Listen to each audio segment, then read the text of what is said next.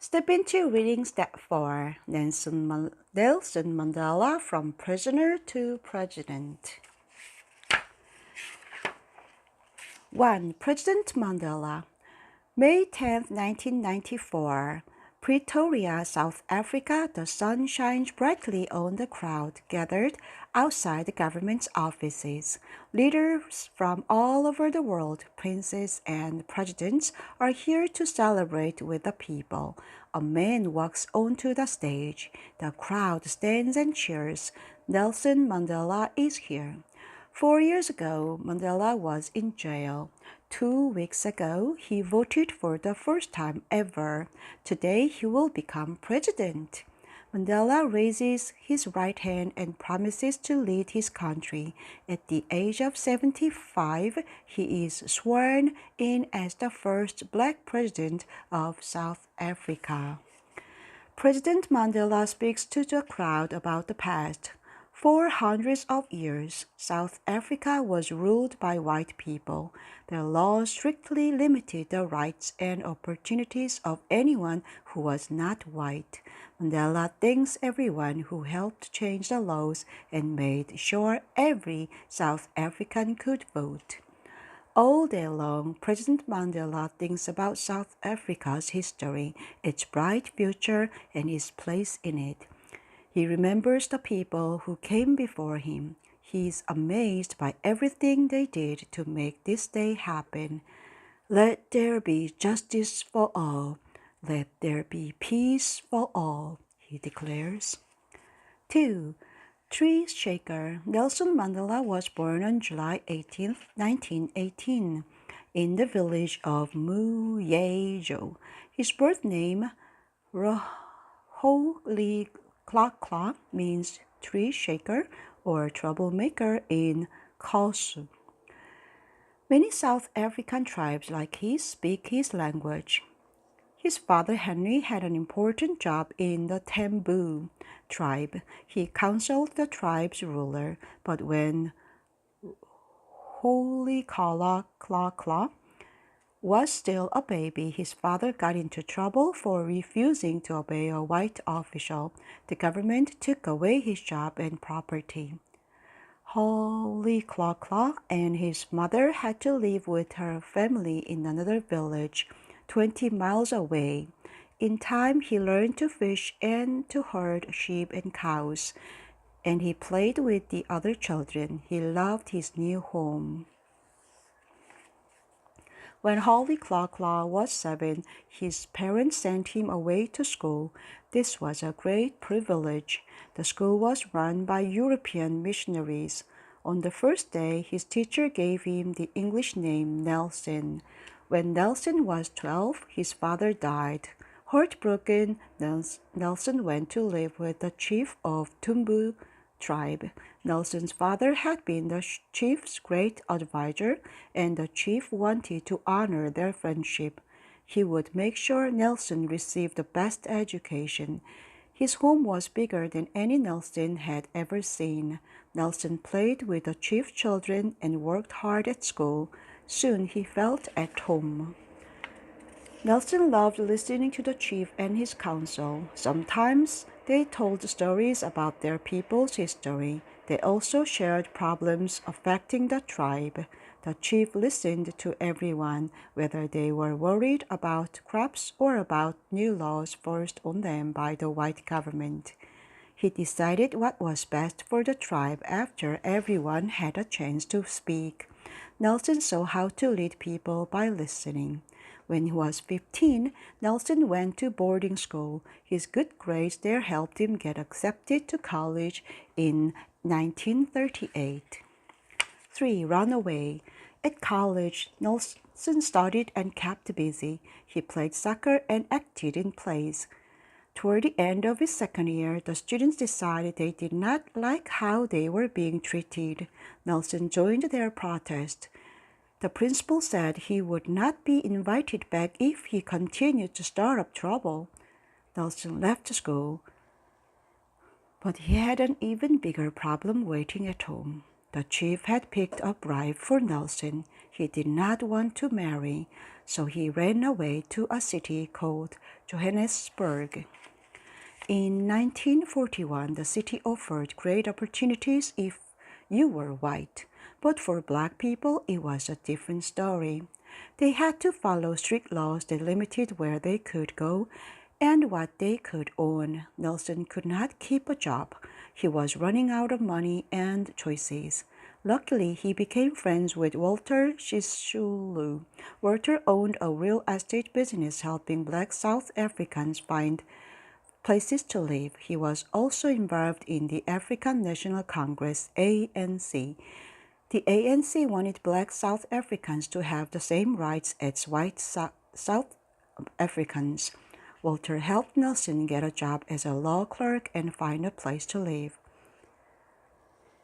The next few years flew by. Nelson returned to school and joined the ANC. He started to study the law. Somehow, Nelson found time to get married and start a family. 4. Opportunists. In 1948, another white political party came into power. They called themselves the National Party, yet white people were a small minority of the whole population. This party wanted to separate the races of South Africa. When they won the election, this is exactly what they did. After the National Party took control, they passed a number of unfair laws. Every part of life in South Africa became separated by race. Schools, transportation, sports teams, restaurants, and even cemeteries. Eventually, separate homelands were created for black South Africans. The government ordered everyone from the same ethnic group to live in the same homeland. More than 3 million people were forced to move. Houses in the homelands were crowded and dirty. They did not have indoor plumbing. Non-whites could travel outside their homeland only for work. The laws were part of a system called apartheid, which means apartness. Blacks were arrested for sitting in whites-only seats on buses or staying out past curfew. Nelson Mandela and the ANC decided it was time to act. 5. Defiance. In 1952, Nelson had earned a diploma and was able to practice law. He and a friend from college opened the first black law firm in South Africa. They represented people who were arrested under the new apartheid laws. Every morning, they'd find a crowd of people waiting to see them. They often worked late into the night. When Nelson wasn't at the office or in court, he was working with the ANC. They had a plan called the Defiance campaign. Nelson advised protesters to disobey laws they felt were unfair. This is called civil disobedience. Some black people rode whites-only train cars. Others marched in the streets singing songs about freedom. Some broke their curfews. They were always peaceful wherever they went. During the campaign, some ANC protesters were beaten. Many were arrested, including Nelson. After this, the government made life even worse for non-white people. Nelson and other ANC leaders were banned from going to ANC meetings or work and had to stay in their homes. In 1955, the ANC and other apartheid groups joined the forces. They held a meeting called the Congress of the People. Together, they made a list of rights they wanted, such as voting and owning property. They agreed on it and called it Freedom Charter. On the second day of meetings, the police broke up the peaceful group. 6. Treason. December 5, 1956. Soweto. One morning, the police knocked on Nelson's door. They searched his home. They didn't find anything, but still they arrested him for protesting apartheid. They charged him with treason, which meant he had supposedly betrayed his country. All over South Africa, 156 anti-apartheid leaders were charged with treason. The government took 4 years to prepare for the trial. Luckily, the suspects did not have to stay in prison the whole time. Nelson spent those years with the ANC preparing for the treason trial. His law firm closed. He never saw his family. He and his wife grew apart and divorced. There was a bright spot for Nelson during this time. He met a young social worker named Winnie. They fell in love, got married, and had 2 daughters. But there was also a shocking event while they prepared for the treason trial to start. It changed everything for Nelson Mandela and the ANC. 7. Outlaw. On March 21, 1960, protests were taking place in a number of townships which were areas where non-white people lived. When non-whites traveled outside the cities, they had to carry passbooks. Passbooks include information about their identity. Whites did not have to use passbooks. On Sharpeville, over 5,000 people gathered in a field to protest passbooks. They marched to the public station and sang songs. The songs got louder and the police grew nervous. They thought the protesters were throwing rocks. The people shot at the crowd. Minutes later, 69 people lay dead. Nearly 200 were wounded. People all over the country were furious. The ANC organized more marches, but the government cracked down. They ruled that groups like the ANC were against the law. They arrested thousands of people, including Nelson. He was jailed for 5 months but never charged with a crime. Nelson Mandela had had enough.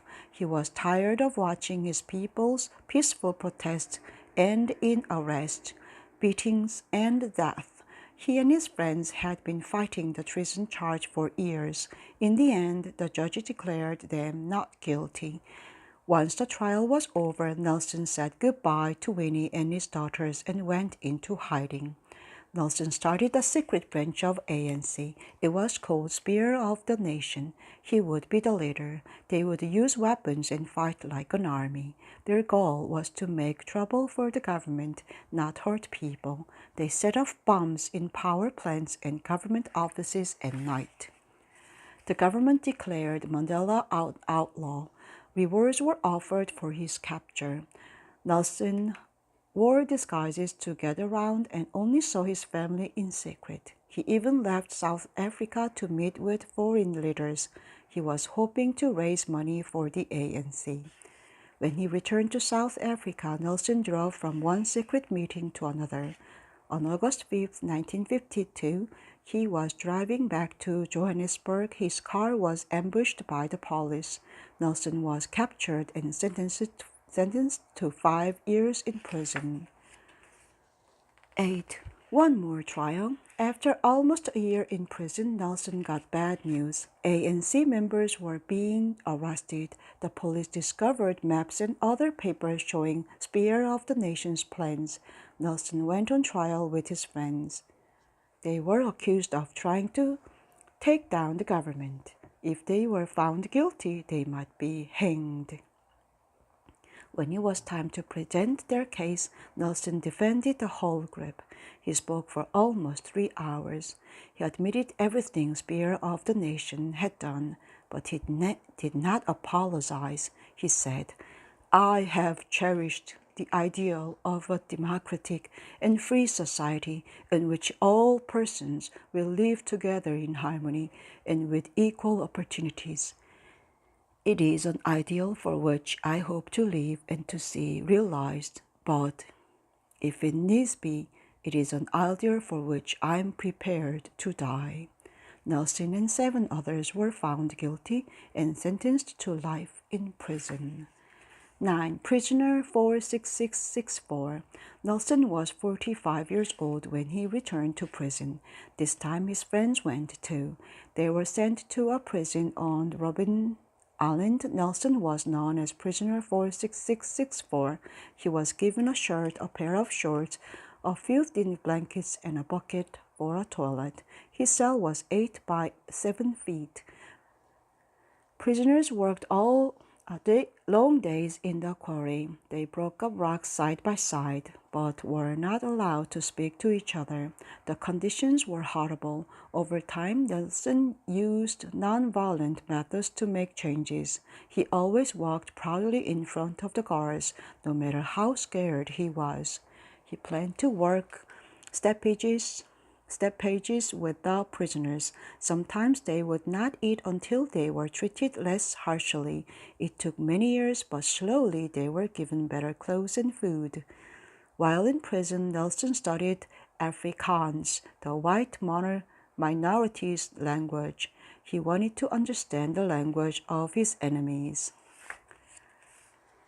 10. On the outside. The police did not stop bothering Nelson's family even though he was in jail. They followed Winnie. They searched her home and questioned her whenever they wanted. She could visit Nelson only twice a year. Each visit lasted half an hour. In 1969, Winnie herself was arrested and she was held for 16 months. Over and over again, she was questioned, arrested, abused, and banned from leaving her house. During this time, a new generation of protesters grew up. It was harder than ever for black children to go to school. The laws became stricter. The National Party commanded schools to teach some lessons in Afrikaans. On June 16, 1976, the students of Soweto protested. They refused to go to school. They refused to take a test in a language they didn't know. So they marched through their township holding signs. Some of them threw rocks at the police. The police aimed their guns at the crowd and fired. For days, people rioted in Soweto. More than 500 of them died. In prison, Nelson could not listen to the radio or read newspapers, but some of the guards gave him newspaper clippings about Winnie. And when new prisoners arrived on Robben Island, they told Nelson and his friends about the student protests. 11. Free Mandela. People outside South Africa were shocked by what they saw on the news. Foreign companies canceled business deals with South Africa. Sports teams refused to play against South Africa athletes. Concerts and protests were held all over the world to support Nelson Mandela. The country was going broke. Nelson and a few friends were moved to a new prison in 1982. They'd been on Robben Island for 18 years. Over the next few years, Nelson met secretly with government officials. They offered him freedom if he stopped fighting apartheid using violence and told his followers to do the same. Nelson refused. He would rather stay in prison than give up his dream of equality for all South Africans. A new president, F.W. de Klerk, was elected in September 1989. Nelson met with him in December, and once again he explained why apartheid must end. This president listened. Less than 2 months later, de Klerk lifted the ban on groups like the ANC and freed political prisoners. Nelson's prison sentence was finally over. 12. Freedom. February 11, 1990. Victor Verster Prison. After 27 years in prison, 71-year-old Nelson Mandela left as a free man. A car drove him through the prison gates. Nelson and Winnie got out of the car and raised their hands to the hundreds of people cheering. They drove to Cape Town, where more than 100,000 people waited to see him. Celebrations were held everywhere. Nelson knew there was still much work to be done. In 1991, he became president of the ANC. The fighting in the townships and among the politicians did not stop right away. It took a few more years and many more meetings before all of South Africa's political parties agreed to hold a democratic election, but the world was watching. In 1993, Mandela and President de Klerk were awarded the Nobel Peace Prize, and finally, on April 27, 1994, more than 19 million people voted, including former prisoner 46664. Nelson Mandela served one term as president. He stepped down in 1999 and devoted the rest of his life to helping people in South Africa. He worked to educate them about AIDS. He met with foreign governments and invited them to bring their business back to South Africa. When he wasn't traveling the world, Nelson enjoyed getting to know his many grandchildren and great-grandchildren. He died at home on December 5th, 2013. Phew. Thank you. If you liked my reading, please subscribe my channel.